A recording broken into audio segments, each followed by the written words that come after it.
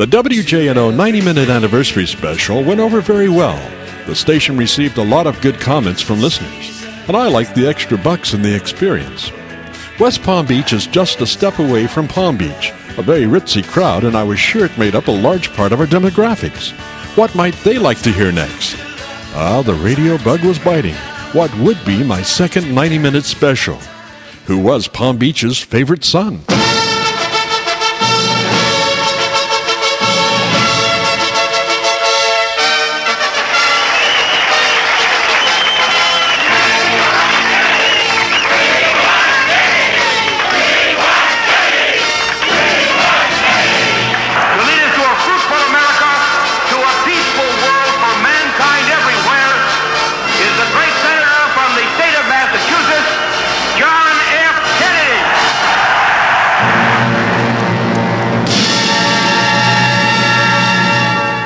For the next 90 minutes, we present John Fitzgerald Kennedy, the President of the United States.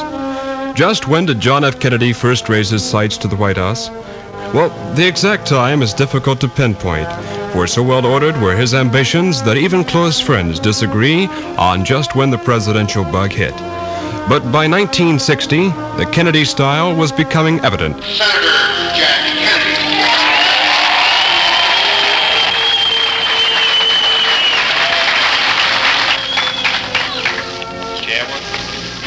Ladies and gentlemen, I first of all want to express my appreciation to all of you. I know you've been standing for quite a few minutes, so I can see you. I've been standing for 3 months, so I know how tough it is. I also want to express my appreciation to my old and valued friend, Clem Zablocki. He took on the honorary chairmanship of this campaign all over the state of Wisconsin 6 months ago.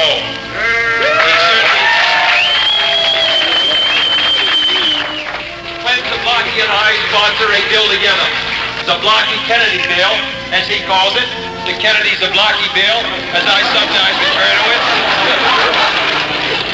But that bill, which you may not have ever heard about, provides that the Battle Act shall be amended, and it shall be possible for surplus foods and surplus things that we have in this country to be made available to the people behind the Iron Curtain. The people of Poland. We would have passed that bill 2 years ago. But it failed by 1 vote in the Senate when the President withdrew his support on the day the bill was coming up to vote. That's how important the office of the presidency is. He shall determine what shall be our policy on Berlin. He shall determine whether we shall be at war or peace. This is the key office. And I run for the presidency because, like you, I have strong ideas about what this country must do.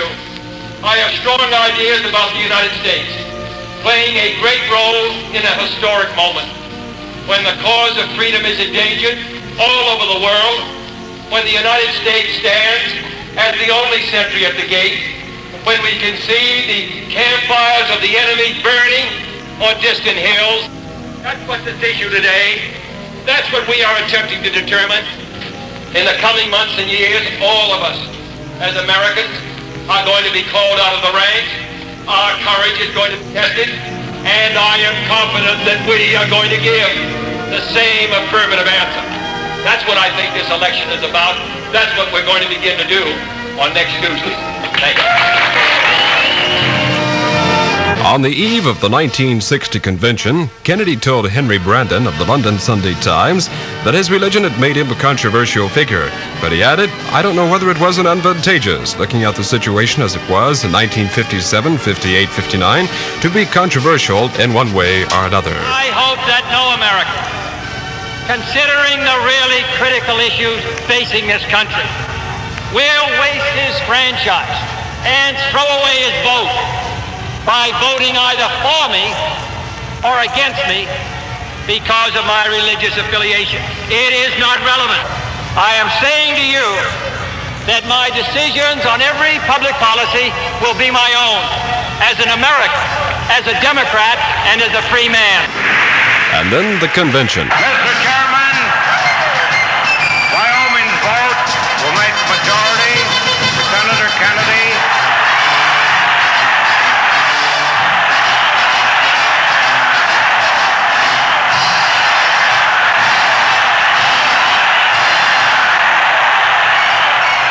can assure all of you here who have reposed this confidence in me that I will be worthy of your trust. We will carry the fight to the people in the fall, and we shall win.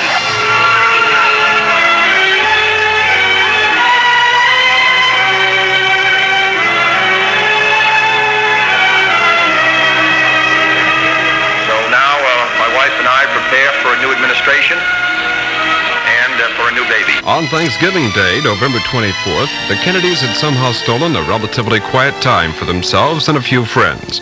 They stayed in Georgetown, ate leisurely, and talked of their plans for living and for governing. Though the baby was not due for another month, Jackie was being extremely careful. She had lost 2 others, and she seemed in fine condition that evening as Kennedy left Georgetown to fly to Palm Beach to resume building his government, by choice, away from frantic Washington.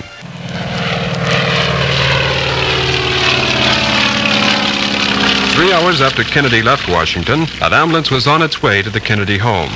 As the Kennedy conveyor, the Caroline, taxied up the ramp in West Palm Beach, the word was radioed that an emergency phone call waited for the president-elect. Kennedy was told that his wife had been taken to the hospital, and as he hurried off the plane to the waiting phone, he told them, "We'll be going right back." For the trip back to Washington, Kennedy got aboard the bigger, faster DC-6, which was flying the press corps.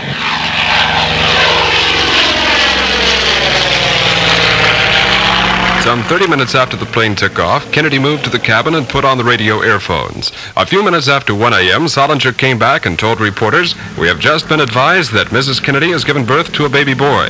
Both mother and son are doing well." The newsmen applauded wildly. A few minutes after Kennedy arrived at the hospital, this was the situation. Could you tell us, how is your wife, sir? Very well, fine. And the baby? Very good indeed. We're very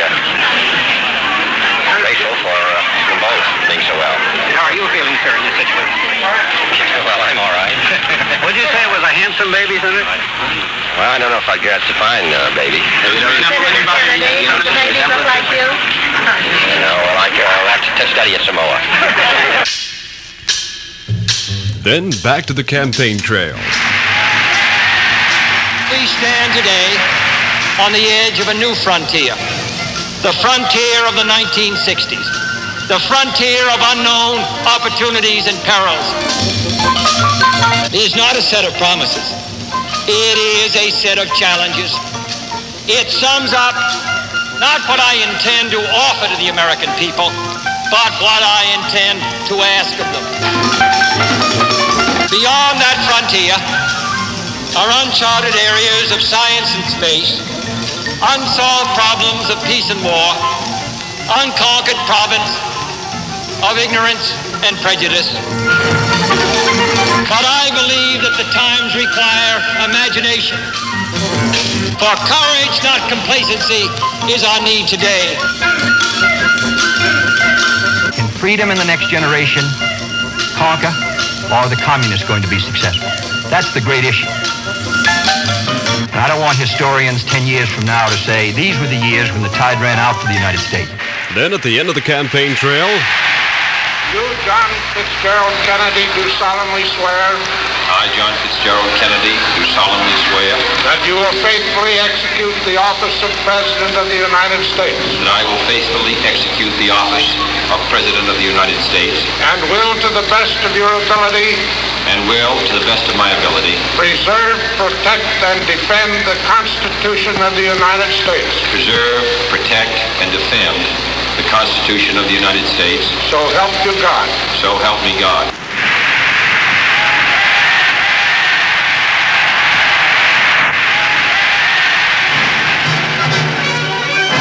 the sky was a deep and pure blue.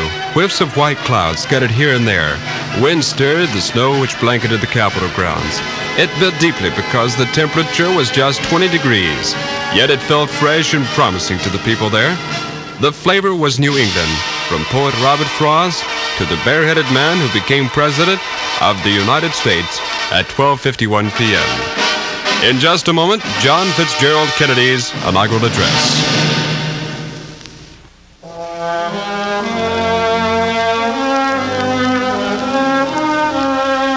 Kennedy stood coatless and gave his message. It came with a Boston accent, with the left hand doubled into a fist and right forefinger thumping the rostrum.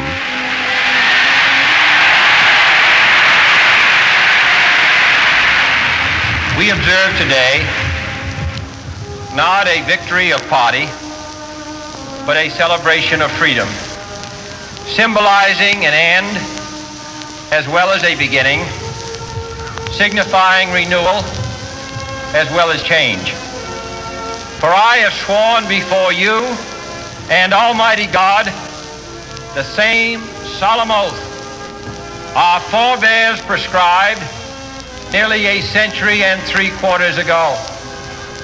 The world is very different now, for man holds in his mortal hands the power to abolish all forms of human poverty and all forms of human life.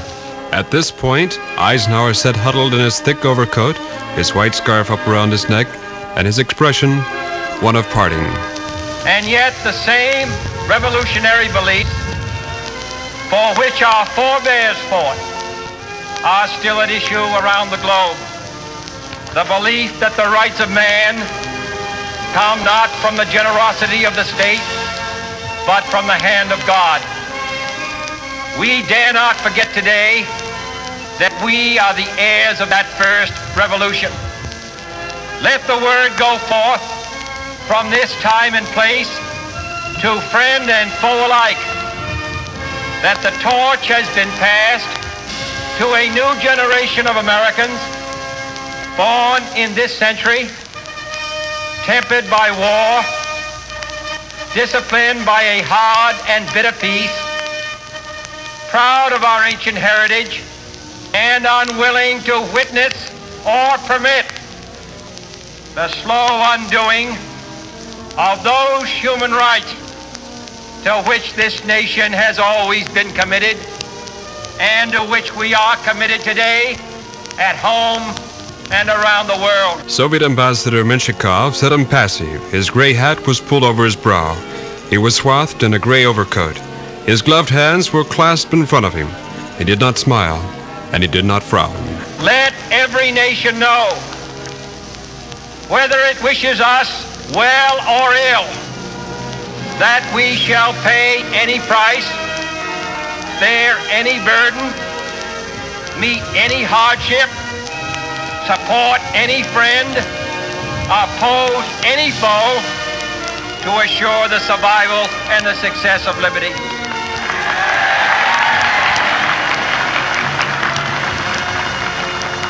This much we pledge and more. To those old allies whose cultural and spiritual origins we share, we pledge the loyalty of faithful friends. United, there is little we cannot do in a host of cooperative ventures. Divided, there is little we can do, for we dare not meet a powerful challenge at odds and split asunder.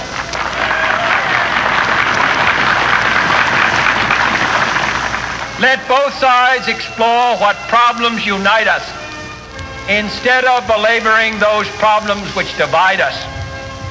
Let both sides, for the first time, formulate serious and precise proposals for the inspection and control of arms and bring the absolute power to destroy other nations under the absolute control of all nations.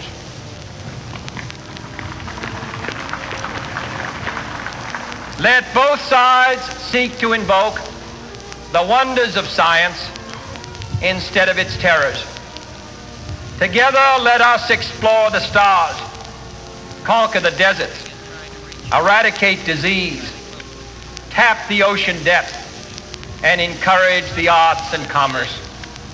Let both sides unite to heed in all corners of the earth the command of Isaiah to undo the heavy burdens and let the oppressed go free. And if a beachhead of cooperation may push back the jungle of suspicion, let both sides join in creating a new endeavor, not a new balance of power, but a new world of law, where the strong are just and the weak secure and the peace preserved. All this will not be finished in the first 100 days, nor will it be finished in the first 1,000 days, nor in the life of this administration, nor even perhaps in our lifetime on this planet. But let us begin.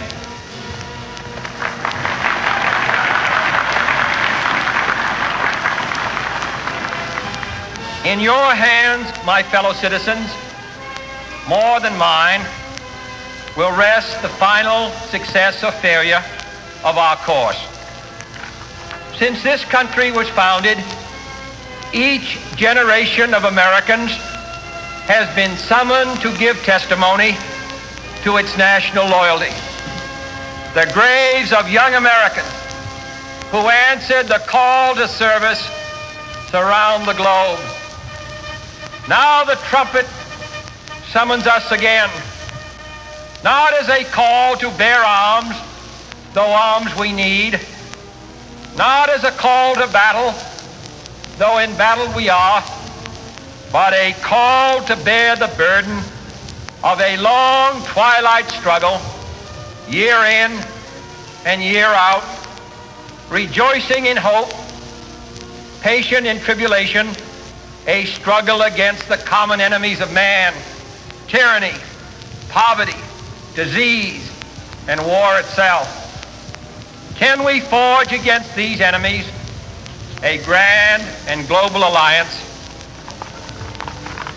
north and south, east and west, that can assure a more fruitful life for all mankind? Will you join in that historic effort? Then, just for a moment, it was as if he were back in Wisconsin or West Virginia or California. His jaw came up and his voice rose. In the long history of the world, only a few generations have been granted the role of defending freedom in its hour of maximum danger. I do not shrink from this responsibility. I welcome it.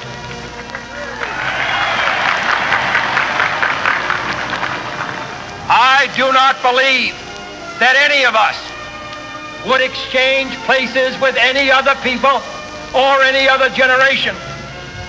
The energy, the faith, the devotion which we bring to this endeavor will light our country and all who serve it. And the glow from that fire can truly light the world. And then a phrase that might stick with Kennedy for the rest of his life. And so, my fellow Americans, ask not what your country can do for you. Ask what you can do for your country.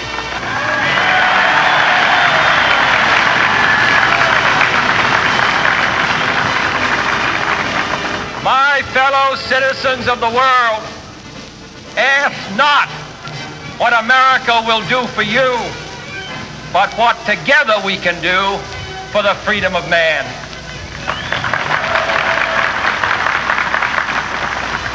Finally, whether you are citizens of America or citizens of the world, ask of us here the same high standards of strength and sacrifice which we ask of you.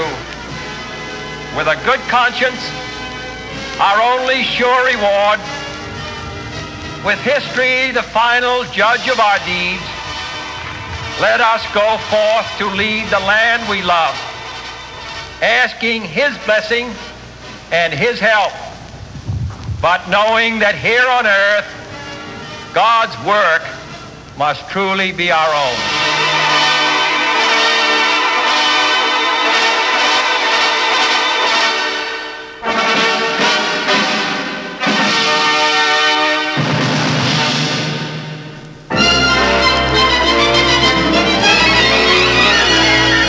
Kennedy was now officially in office, and he tried an experiment. He put his press conference on nationwide live TV.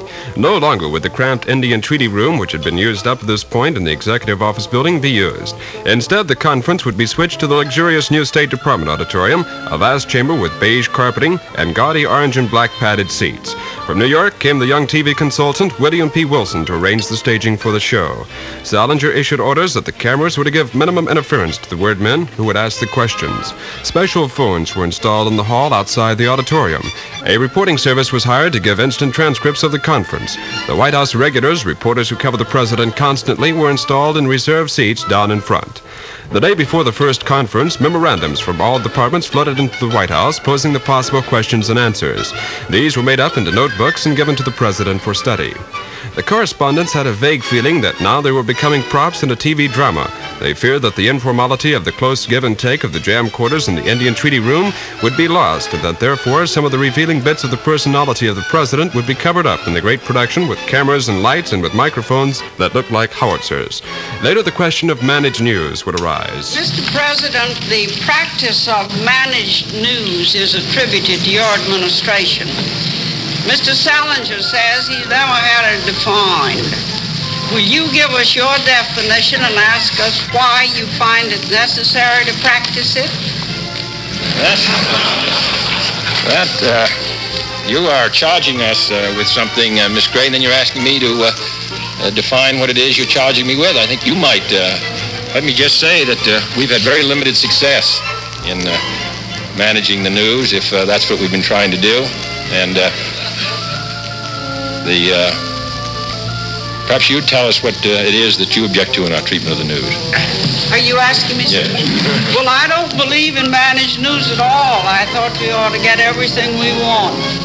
Well, I think you should too, Miss Gray. I'm for that.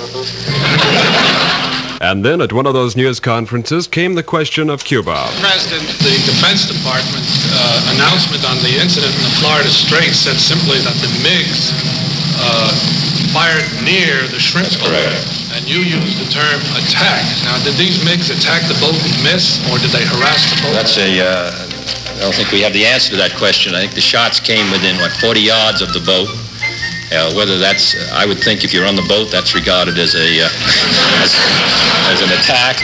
And whether they were trying to hit the boat or whether they were merely attempting to target practice, all these things, I think we'll have to look at the next day or so. Then the disastrous Bay of Pigs invasion. I think that the members of the brigade were under the impression that the planes which were available, which were the B-26 planes, would give them protection on the beach. That did not work out. That was one of the failures. The jets, the training jets which we used against them were very effective, and therefore the brigade was not able to maintain air supremacy on the beach. So that I think that makes it clear. As I've said from the beginning, the operation was a failure, and that the responsibility rests with the White House. The valiant try which fails but is born of heroic intentions often wins from Americans as much admiration as does triumph. Apparently Americans so regarded the Bay of Pigs. John Kennedy accepted the full blame, or almost. In his public declarations, even in private, he admitted his own giant miscalculations. Yet on the Thursday and Friday of the aftermath of the defeat, the White House did its own hatchet work. Reporters were called into background sessions and informed that the Joint Chiefs of Staff had selected the landing beaches and that the CIA had promised the native uprising that never materialized. Some attempts were made to fasten responsibility on the Eisenhower administration. Some statements were considered so far out of line that Salinger personally called the reporters to get them rescinded. Secretary of the Interior Stuart Udall, in a TV interview, took up the cry and almost fully blamed Ike, a charge Kennedy hastily corrected. It was not the most admirable moment for the White House staff, which had gone through one of the toughest political campaigns in history with a minimum of deception. Sympathy for John Kennedy was genuine, without falsifying the record. When United States Ambassador Llewellyn Thompson came to Washington at the start of the Kennedy administration for top-level consultations, he brought with him more feelers for some kind of a meeting with Khrushchev. Kennedy talked the idea over with Lyndon Johnson, Dean Rusk, and 3 former ambassadors to the Soviet Union, Averell Harriman, George Kennan, and Charles Bolden. The consensus was that it might be worthwhile. The fact that he had not talked to Khrushchev was proving to be a psychological barrier to the president. All of his big policy moves, nuclear testing, settlement in Laos, and strengthening NATO, were affected by what the Soviets thought and said. A clear idea of what to expect from the Russians might come at a meeting with the Premier.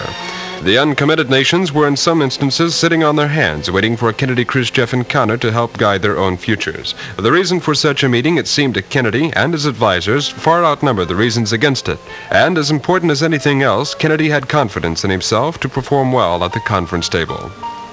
In late March, Gromyko came to the White House for his talk with Kennedy about Laos. Again, the matter came up about a Kennedy-Khrushchev meeting. The president said he was willing, and Gromyko assured Kennedy that Khrushchev would still like to meet with him. But before any of this, there were some other tasks. First among them was Kennedy's visit to Canada, his initial venture outside the country. It held its unpleasant surprise. Only a short while after landing and being grandly greeted by Canada's Prime Minister John Diefenbaker and an elite corps of scarlet-coated Mounties, President Kennedy walked out into the gently sloping lawn of Ottawa's Government House to plant a small red oak tree as a lasting memory of his visit. The tree was to go along with those planted by other presidents. Kennedy took the silver shovel handle to him and leaned over to shovel up some of the neat pile of black earth. Then it happened. As he bent to stoop, there was a sharp pain in his back, deep in the lower lumbar region. It was not a severe pain. The horde of photographers and reporters and visitors did not see a wince. Yet the pain was an unmistakable sign that his back was to trouble him again. In the final week before his departure for Europe, Kennedy laid down the law around the White House. He wanted as much time as possible for himself. He laid out an intensive amount of study on all the world issues. He asked for a series of briefings from the experts, and he wanted time to ponder how he should act and what he should say. Kennedy declared that he had two main considerations in these talks. He did not want to make a decision on the resumption of nuclear testing until he had gone the last mile, and that included talking with Khrushchev himself. You have said, and I think more than once, that heads of government should not go to the summit to negotiate agreements, but only to approve agreements negotiated at a lower level. Now it's being said and written that you're going to eat those words and go to a summit without any agreement at a lower level. Has your position changed, sir? Well, I'm going to have a dinner for all the people who've written it, and we'll see who eats what. A time when both sides possess weapons of mutual destruction and annihilation, I think it's also valuable that there should be understanding and communication and a firm realization of what we believe. So I go to Mr. Khrushchev in Vienna. I carry with me a message which is written on one of our statues by a distinguished and vigorous New Englander, William Lloyd Garrison. I am in earnest. I will not equivocate. I will not excuse. I will not retreat a single inch, and I will be heard. We face a challenge in Berlin, but there is also a challenge in Southeast Asia, where the borders are less guarded, the enemy harder to find, and the dangers of communism less apparent to those who have so little. I hear it said that West Berlin is militarily untenable, and so was Bastogne, and so in fact was Stalingrad. Any dangerous spot is tenable if brave men will make it so. We seek peace, but we shall not surrender. 3 times in my lifetime, our country and Europe have been involved in major wars. In each case, serious misjudgments were made on both sides of the intentions of others, which brought about great devastation.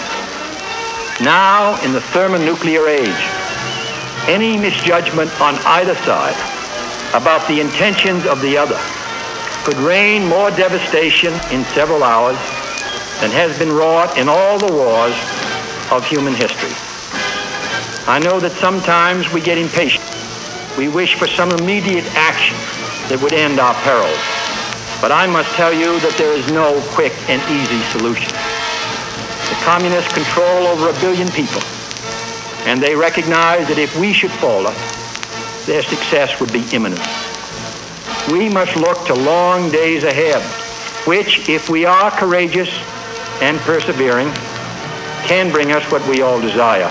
In meeting my responsibilities in these coming months as president, I need your goodwill and your support, and above all, your prayers. It is therefore our intention to challenge the Soviet Union, not to an arms race, but to a peace race. Let us call a truce to terror. The logical place to begin is a treaty assuring the end of nuclear tests of all kinds in every environment under workable controls. We also proposed a mutual ban on atmospheric testing without inspection or controls in order to save the human race from the poison of radioactive fallout. We regret that that offer has not been accepted. Together we shall save our planet, or together we shall perish in its flames. The new frontier is now into its second year. It's April 1962. April seemed to be a fateful month for John Kennedy. In 1961, it brought the Bay of Pigs. In 1962, it brought Roger Blow, chairman of the United States Steel Corporation. Simultaneous and identical actions of United States Steel and other leading steel corporations, increasing steel prices by some $6 a ton, constitute a wholly unjustifiable and irresponsible defiance of the public interest. In this serious hour in our nation's history, at a time when restraint and sacrifice are being asked of every citizen, the American people will find it hard, as I do, to accept a situation in which a tiny handful of steel executives whose pursuit of private power and profit exceeds their sense of public responsibility can show such utter contempt for the interests of 185 million Americans. I am delighted to have a chance to say a few words about this administration's policy, which has been the subject of a good deal of discussion, acrimony, and controversy on wages and prices and profits. Now, I know there are some people who say that this isn't any business of the President of the United States, and who believe that the President of the United States should be the honorary chairman of a great fraternal organization and confine himself to ceremonial functions. That isn't what the Constitution says. And I did not run for President of the United States to fulfill that office in that way. Harry Truman once said there are 14 or 15 million Americans who have the resources to have representatives in Washington to protect their interests. And that the interests of the great mass of the other people, the 150 or 60 million, is the responsibility of the President of the United States, and I propose to fulfill it. This, then, was John Fitzgerald Kennedy and his crisis of steel. But then on the lighter side, a long time since the President and his family have been subjected to such a heavy barrage of teasing and fun-poking and satire. I mean, there have been books on backstairs at the White House, and cartoon books with clever sayings, and photo albums with balloons and the rest, and now a smash hit record. Can you tell us whether you read and listen to these things and whether they produce annoyment or enjoyment? Annoyment. No, they produce, yes, I have read them and listened to them. Actually, I listened to Mr. Meader's record, but I thought it sounded more like Teddy than it did me, but... Mr. President, the Democratic platform in which you ran for election promises to work for equal rights for women, including equal pay. Now, you have made efforts on behalf of others. What have you done for the women according to the promises of the platform? Well, I'm sure we haven't done enough, and...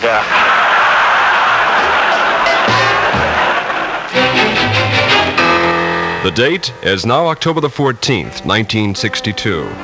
In the high, thin air over western Cuba, the cameras in a U-2 reconnaissance plane whirred, and a tiny cluster of Russian military equipment below was revealed to be a medium-range ballistic missile site. There had been suspicious signs earlier, and Kennedy had ordered close surveillance. But in the days before October the 14th, bad weather had interfered with high-level photography.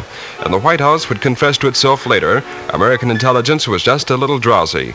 It had been lulled into that state by the constant assurances of the Soviet affairs experts in the State Department that it was highly unlikely that the Russians would take missiles outside communist land. There was no precedent for such action, and no indication that they would change their habits at this time. Then began a frantic and clandestine week in the back quarters of the White House, in the Pentagon, and the State Department. There were hushed phone conversations between Kennedy and Rusk, Kennedy and McNamara. There were the constant comings and goings in the White House. Bob Kennedy was there almost as much as the president. To avoid detection, the men had to adopt Indian tactics. Abnormal collections of big black cars were to be avoided. On one evening, 10 of the top officers of the United States plied in one single car to ride from the State Department to the White House, the scene being much like a Marx Brothers movie. Back doors were used. Beards were shaved despite all-night work. Normal greetings were given and normal clothes worn, and when possible, normal schedules were kept. There were some breaks going for Kennedy at this time. For one thing, the White House press corps was in a total disarray because of the political campaign.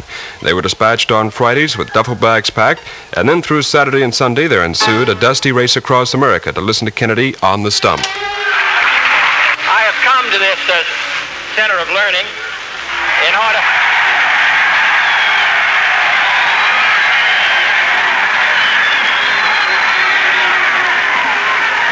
to come back to my college, Yale. He flew on to Chicago, and then it became clear that he would have to cut his campaign short. The president's consul was needed too often now to handle the crisis by phone. It was the only time during the 13-day crisis period that Kennedy's aides felt he had become unplugged. He decided to fly back to Washington on the following morning, but first he would need an excuse. He could say he had developed a cold. It was a rainy, cold night in Chicago, and more of the same weather was promised for the next day, which was to be a day of outdoor campaigning. Perhaps the story would be believed by the harassed press corps. Kennedy's staff now became jumpy about security. On the jet back to Washington, Larry O'Brien glanced at the press contingent in the back of the presidential plane and wondered if they had swallowed the story. They did, at least long enough not to matter. At 5:30, both in the Kremlin and Washington, the Russians were told. Then it was nearly time for Kennedy to tell the American people. He gave his hair a swipe or two with a brush, walked to his desk, straightened the sheets of paper, and then began.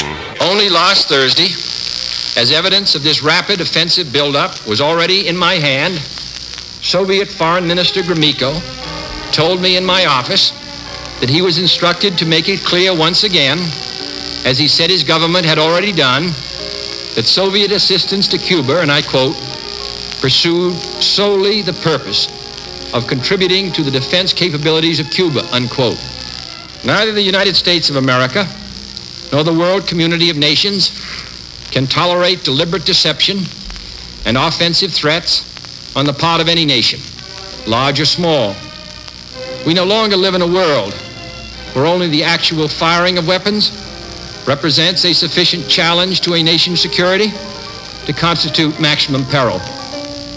Nuclear weapons are so destructive and ballistic missiles are so swift that any substantially increased possibility of their use or any sudden change in their deployment may well be regarded as a definite threat to peace. In violation of Soviet assurances and in defiance of American and hemispheric policy, this sudden, clandestine decision to station strategic weapons for the first time outside of Soviet soil is a deliberately provocative and unjustified change in the status quo, which cannot be accepted by this country if our courage and our commitments are ever to be trusted again by either friend or foe. Our policy has been one of patience and restraint, as befits a peaceful and powerful nation which leads a worldwide alliance. We have been determined not to be diverted from our central concerns by mere irritants and fanatics. But now further action is required, and it is underway, and these actions may only be the beginning. We will not prematurely or unnecessarily risk the course of worldwide nuclear war, in which even the fruits of victory would be ashes in our mouth. But neither will we shrink from that risk at any time it must be faced. Acting, therefore, in the defense of our own security and of the entire Western Hemisphere, and under the authority entrusted to me by the Constitution, as endorsed by the resolution of the Congress, I have directed that the following initial steps be taken immediately. First, to halt this offensive buildup, a strict quarantine on all offensive military equipment under shipment to Cuba is being initiated. Second, I have directed the continued and increased close surveillance of Cuba and its military buildup. Should these offensive military preparations continue, thus increasing the threat to the hemisphere, further action will be justified. I have directed the armed forces to prepare for any eventualities. Third, it shall be the policy of this nation to regard any nuclear missile launched from Cuba against any nation in the Western Hemisphere as an attack by the Soviet Union on the United States, requiring a full retaliatory response upon the Soviet Union. Fourth, as a necessary military precaution, I have reinforced our base at Guantanamo, evacuated today the dependents of our personnel there, and ordered additional military units to be on a standby alert basis.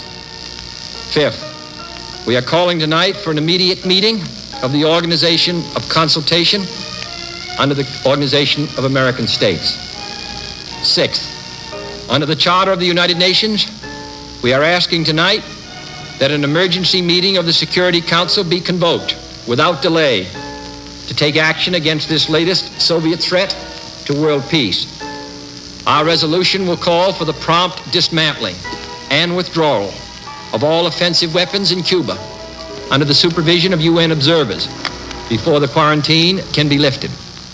Seventh and finally, I call upon Chairman Khrushchev to halt and eliminate this clandestine, reckless, and provocative threat to world peace and to stable relations between our two nations. I call upon him further to abandon this course of world domination and to join in an historic effort to end the perilous arms race and to transform the history of man. We are prepared to discuss new proposals for the removal of tensions on both sides, including the possibilities of a genuinely independent Cuba, free to determine its own destiny. We have no wish to war with the Soviet Union, for we are a peaceful people who desire to live in peace with all other peoples. But it is difficult to settle or even discuss these problems in an atmosphere of intimidation. That is why this latest Soviet threat, or any other threat, which is made either independently or in response to our actions this week, must and will be met with determination.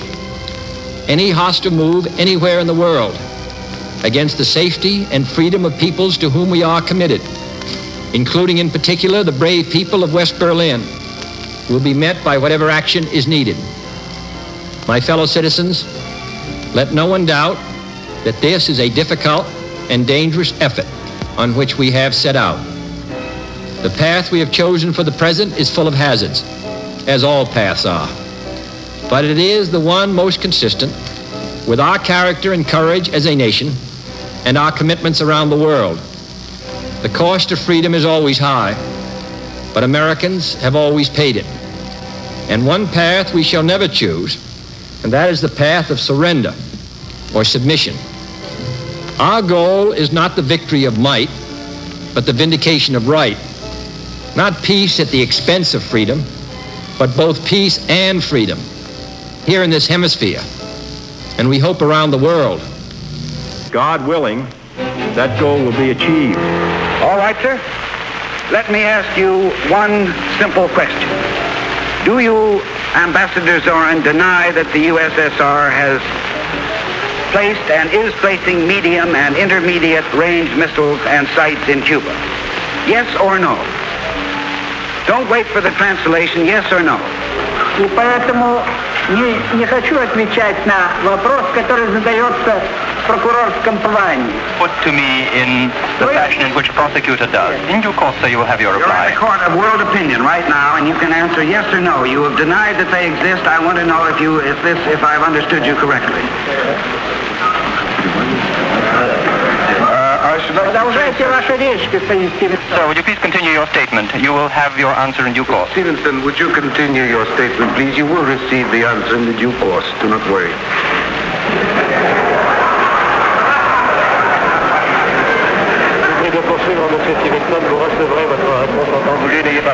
I'm prepared to wait for my answer until hell freezes over, if that's your decision. I want to take this opportunity to report on the conclusions which this government has reached on the basis of yesterday's aerial photographs, namely that the Soviet missile bases in Cuba are being dismantled, their missiles and related equipment are being crated, and the fixed installations at these sites are being destroyed. The United States intends to follow closely the completion of this work through a variety of means, including aerial surveillance, until such time as an equally satisfactory international means of verification is effective. The continuation of these measures in air and sea is in keeping with our pledge to secure their withdrawal or elimination from this hemisphere. And it is in keeping with the exchange of letters with Chairman Khrushchev of October 27th and 28th. We will continue to keep the American people informed on this vital matter.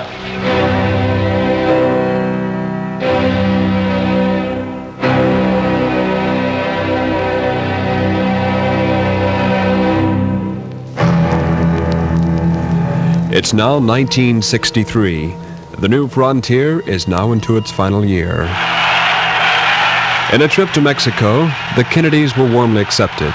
As usual, Jack will install the show. Un impacto perdurable en el pensamiento y la cultura del mundo actual. El antiguo espíritu de México es lo que no ha cambiado. Este nos hace recordar que el progreso material se puede alcanzar sin destruir los valores del corazón y la mente humana. ¡Viva México!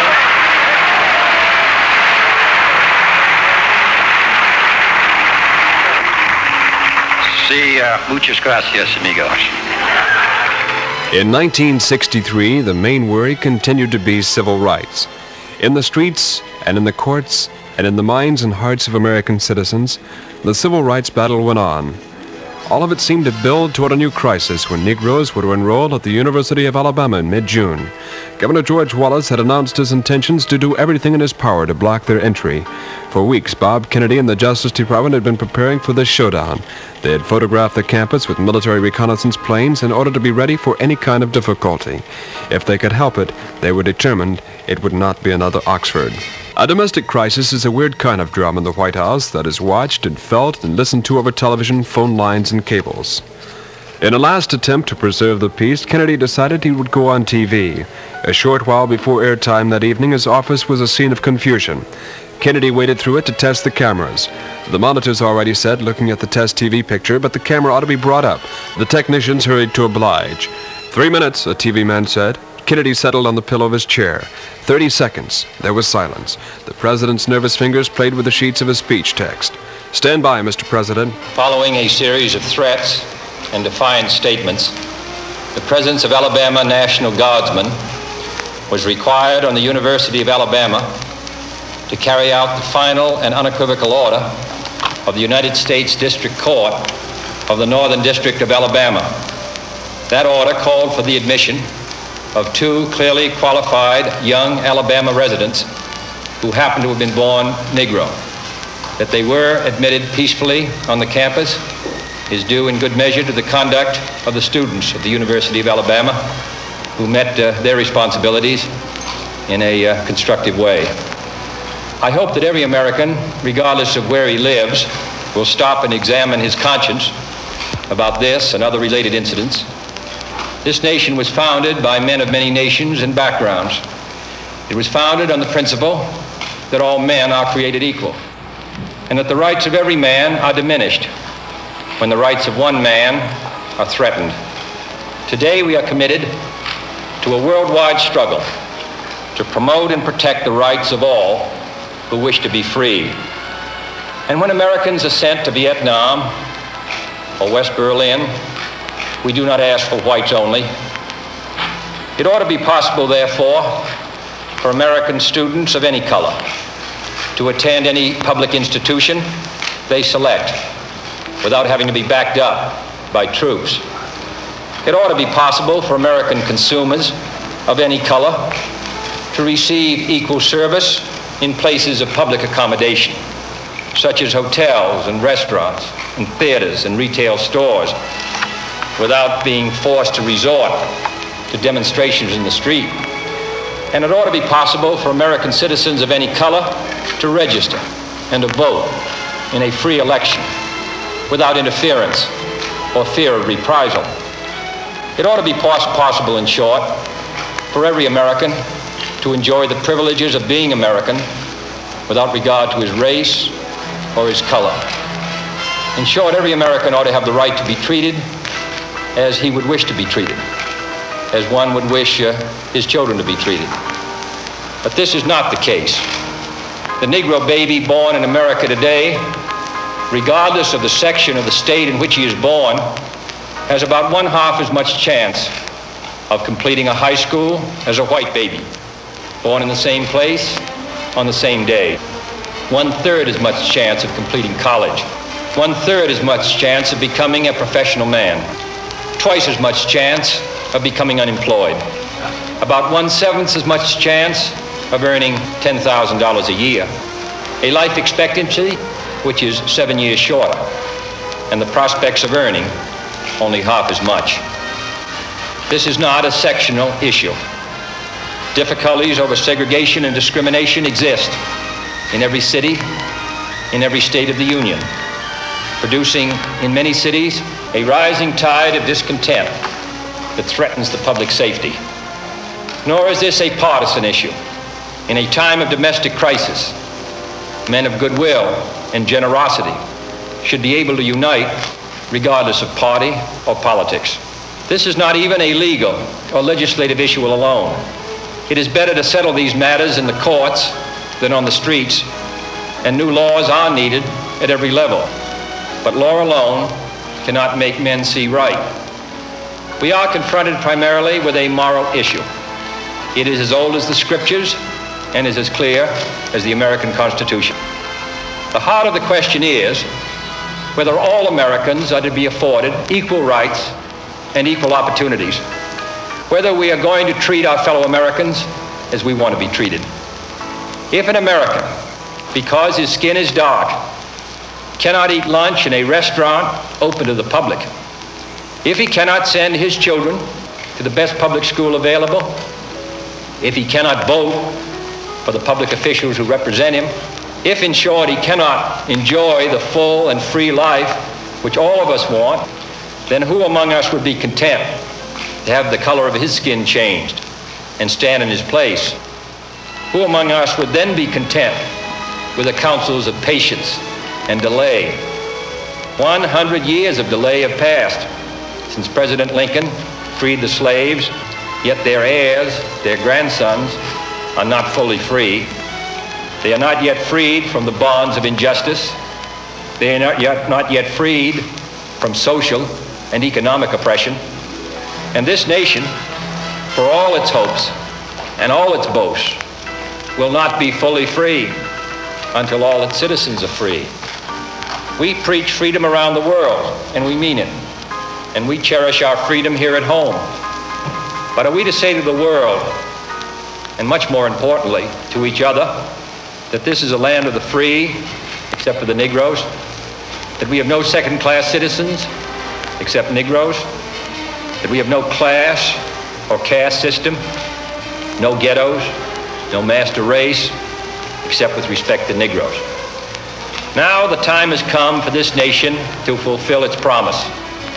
The events in Birmingham and elsewhere have so increased the cries for equality that no city or state or legislative body can prudently choose to ignore them. The fires of frustration and discord are burning in every city, north and south. Where legal remedies are not at hand, redress is sought in the streets, in demonstrations, parades, and protests which create tensions and threaten violence and threaten lives. We face, therefore, a moral crisis as a country and a people. It cannot be met by repressive police action. It cannot be left to increase demonstrations in the streets. It cannot be quieted by token moves or talk. It is a time to act in the Congress, in your state and local legislative body, and above all, in all of our daily lives. It is not enough to pin the blame on others, to say this is a problem of one section of the country or another, or deplore the facts that we face. A great change is at hand, and our task, our obligation, is to make that revolution, that change, peaceful and constructive for all. Those who do nothing are inviting shame as well as violence. Those who act boldly are recognizing right as well as reality. Next week, I shall ask the Congress of the United States to act, to make a commitment it is not fully made in this century to the proposition that race has no place in American life or law. The federal judiciary has upheld that proposition in a series of forthright cases. The executive branch has adopted that proposition in the conduct of its affairs, including the employment of federal personnel, the use of federal facilities, and the sale of federally financed housing. But there are other necessary measures which only the Congress can provide, and they must be provided at this session. The old code of equity law under which we live commands for every wrong a remedy. But in too many communities, in too many parts of the country, wrongs are inflicted on Negro citizens and there are no remedies at law. Unless the Congress acts, their only remedy is the street. I am therefore asking the Congress to enact legislation giving all Americans the right to be served in facilities which are open to the public: hotels, restaurants, theaters, retail stores, and similar establishments. This seems to me to be an elementary right. Its denial is an arbitrary indignity that no American in 1963 should have to endure, but many do. I have recently met with scores of business leaders, urging them to take voluntary action to end this discrimination. And I've been encouraged by their response. And in the last 2 weeks, over 75 cities have seen progress made in desegregating these kinds of facilities. But many are unwilling to act alone. And for this reason, nationwide legislation is needed if we are to move this problem from the streets to the courts. I'm also asking Congress to authorize the federal government to participate more fully in lawsuits designed to end segregation in public education. We have succeeded in persuading many districts to desegregate voluntarily. Dozens have admitted Negroes without violence. Today, a Negro is attending a state-supported institution in every one of our 50 states, but the pace is very slow. Too many Negro children entering segregated grade schools at the time of the Supreme Court's decision 9 years ago will enter segregated high schools this fall, having suffered a loss which can never be restored. The lack of an adequate education denies the Negro a chance to get a decent job. The orderly implementation of the Supreme Court decision, therefore, cannot be left solely to those who may not have the economic resources to carry the legal action, or who may be subject to harassment. Other features will be also requested, including greater protection for the right to vote. But legislation, I repeat, cannot solve this problem alone. It must be solved in the homes of every American, in every community across our country. In this respect, I want to pay tribute to those citizens north and south who've been working in their communities to make life better for all. They are acting not out of a sense of legal duty, but out of a sense of human decency. Like our soldiers and sailors in all parts of the world, they are meeting freedom's challenge on the firing line, and I salute them for their honor and their courage. My fellow Americans, this is a problem which faces us all, in every city of the North as well as the South. Today, there are Negroes unemployed 2 or 3 times as many compared to whites, inadequate education, moving into the large cities, unable to find work, young people particularly out of work, without hope, denied equal rights, denied the opportunity to eat at a restaurant or a lunch counter or go to a movie theater, denied the right to a decent education, denied almost today the right to attend a state university even though qualified. Seems to me that these are matters which concern us all, not merely presidents or congressmen or governors, but every citizen of the United States. This is one country.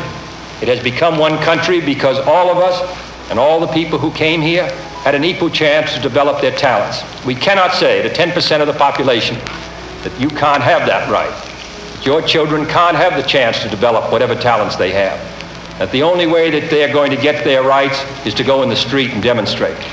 This is what we're talking about, and this is a matter which concerns this country and what it stands for. And in meeting it, I ask the support of all of our citizens.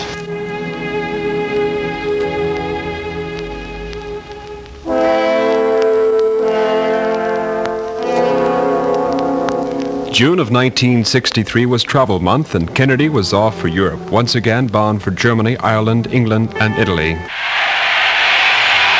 In Berlin, the greatest human demonstration that Kennedy had ever seen was before him. Mile after mile of packed streets of cheering and waving people who stood 10 and 20 deep to see the President of the United States. There are many people in the world who really don't understand, or say they don't, what is the great issue between the free world and the communist world. Let them come to Berlin.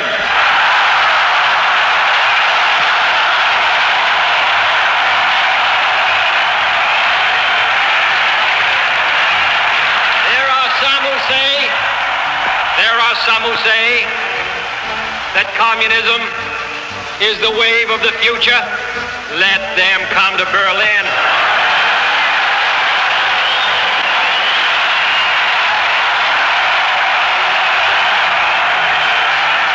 And there are even a few who say that it's true that communism is an evil system, but it permits us to make economic progress. Lass sie nach Berlin kommen. Let them come.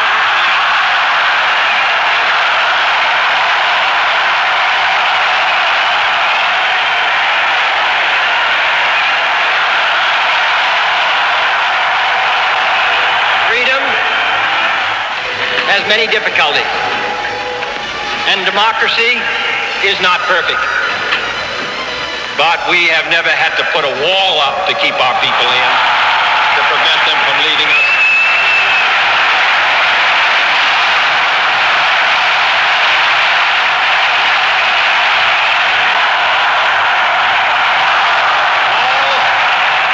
All free men, wherever they may live, are citizens of Berlin. And therefore, as a free man, I take pride in the words, Ich bin ein Berliner.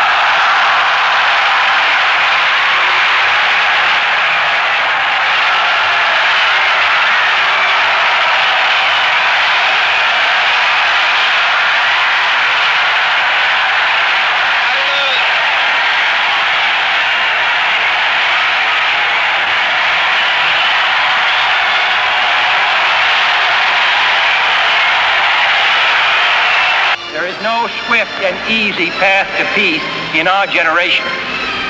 No man who witnessed the tragedies of the last war, no man who can imagine the unimaginable possibilities of the next war, can advocate war out of irritability or frustration or impatience. But let no nation confuse our perseverance and patience with fear of war or unwillingness to meet our responsibilities. We cannot save ourselves by abandoning those who are associated with us or rejecting our responsibility. In the end, the only way to maintain the peace is to be prepared in the final extreme to fight for our country and to mean it. As a nation, we have little capacity for deception. We can convince friend and foe alike that we are in earnest about the defense of freedom only if we are in earnest. And I can assure the world that we are. As fall came, John Kennedy was in another slump. His Gallup poll popularity had fallen to 61%. Racial unrest continued to plague the nation, and the Republican presidential hopefuls, led by Barry Goldwater, rode to the attack week after week. But Kennedy continued to state his mind. Now, for the first time in many years, the path of peace may be open. No one can be certain what the future will bring. No one can say whether the time has come for an easing of the struggle. But history and our own conscience will judge us harshly if we do not now make every effort to test our hopes by action. And this is the place to begin. According to the ancient Chinese proverb, a journey of 1,000 miles must begin with a single step. My fellow Americans, let us take that first step. Let us, if we can, step back from the shadows of war and seek out the way of peace. And if that journey is 1,000 miles or even more, let history record that we, in this land, at this time, took the first step. The date, November 22nd, 1963. The place, Dallas, Texas. The new frontier, almost over. Here now is the last speech the President of the United States, John Fitzgerald Kennedy, would make. Governor, Mr. Vice President, Senator, members of the Congress, members of the military, ladies and gentlemen. For more than 3 years, I've spoken about the new frontier. This is not a partisan term, and it's not the exclusive property of Republicans or Democrats. It refers instead to this nation's place in history, to the fact that we do stand on the edge of a great new era, filled with both crisis and opportunity, an era to be characterized by achievement and by challenge. It is an area which calls for action and for the best efforts of all those who would test the unknown and the uncertain in every phase of human endeavor. It is a time for pathfinders and pioneers. I have come to Texas today to salute an outstanding group of pioneers. The man who manned the Brooks Air Force Base School of Aerospace Medicine and the Aerospace Medical Center. Next month, when the United States of America fires the largest booster in the history of the world into space for the first time, giving us the lead, fires the largest payload into space, giving us the lead. It will be the largest payroll, too.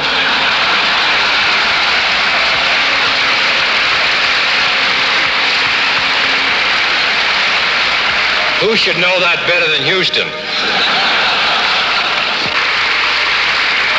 In 1990, your sons, daughters, grandsons, and grandchildren will be applying to the colleges of this state in a number 3 times what they do today. Our airports will serve 5 times as many passenger miles. We will need housing for 100 million more people, and many times more doctors and engineers and technicians than we are presently producing. That is why we're trying to do more in these areas.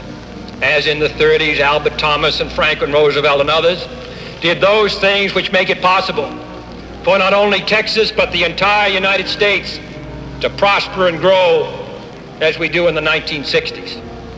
In 1990, the age of space will be entering its 2nd phase. And our hopes in it to preserve the peace, to make sure that in this great new sea, as on earth, the United States is second to none.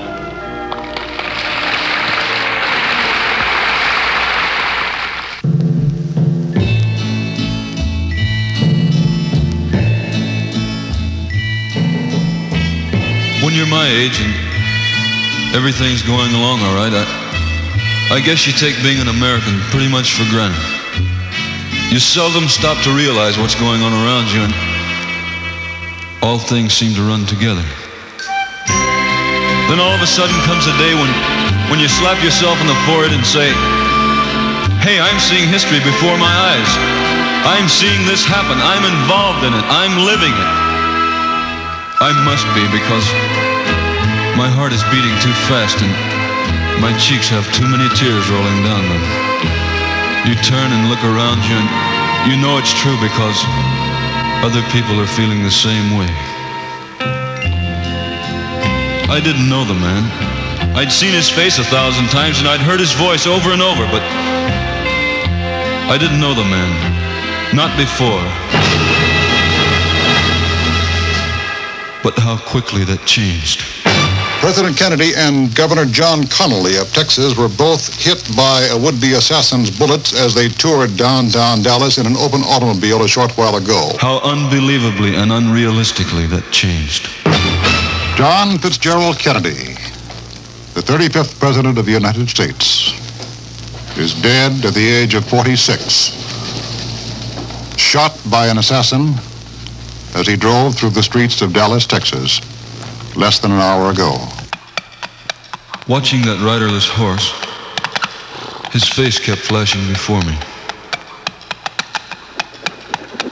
Watching that flag-draped caisson rolling along, I kept hearing that voice, that funny clipped sort of proper way of talking that sounded so odd to me the first time I heard it.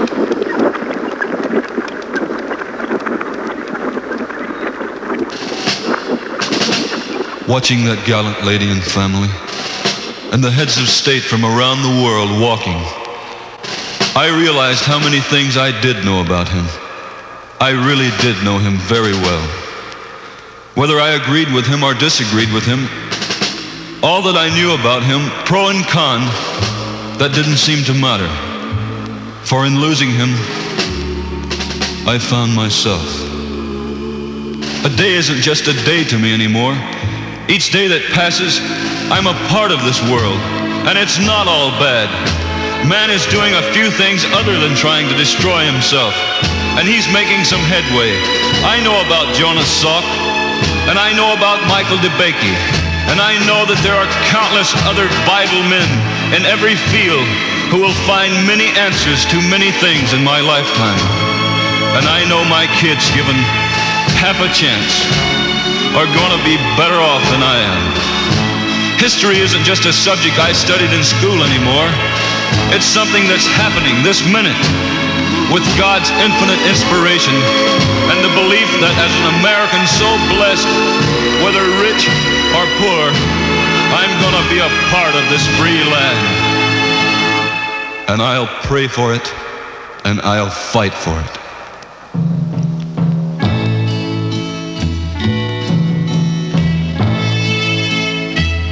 I don't know about you, but my turning point came when the eternal flame was lit for a man whose hand I never shook. He was a real American, and his life and his death made a real American out of me. And I'm grateful he passed my way.